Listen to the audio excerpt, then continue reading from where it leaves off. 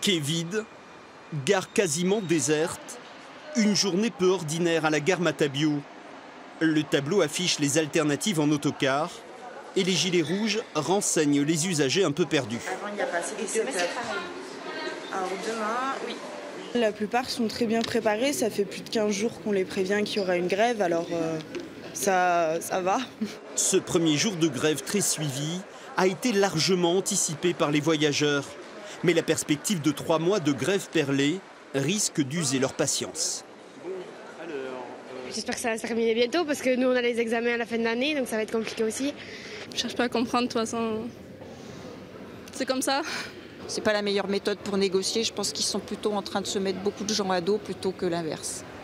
Malgré tout, ce mouvement des cheminots est validé par un certain nombre d'usagers. Le débat il est super intéressant. Et il concerne, au-delà des cheminots, il concerne la notion de service public. C'est pénible pour tous les usagers, mais oui, après je peux comprendre qu'ils ne soient pas contents et qu'ils le fassent entendre. En fin de matinée, la grève a été reconduite en assemblée générale par les cheminots qui ont décidé de faire preuve de plus de pédagogie en multipliant les actions de communication. Aujourd'hui, c'est quand même l'entreprise publique qui est attaquée et donc aussi le service qui sera rendu demain aux usagers, la question de l'ouverture des lignes sur la région, etc., qui est fortement attaquée dans cette réforme du ferroviaire. La bataille du rail ne fait que commencer entre cheminots et gouvernement. C'est aussi une bataille de communication qui permettra à la population de mieux comprendre et d'adhérer ou pas à cette grève.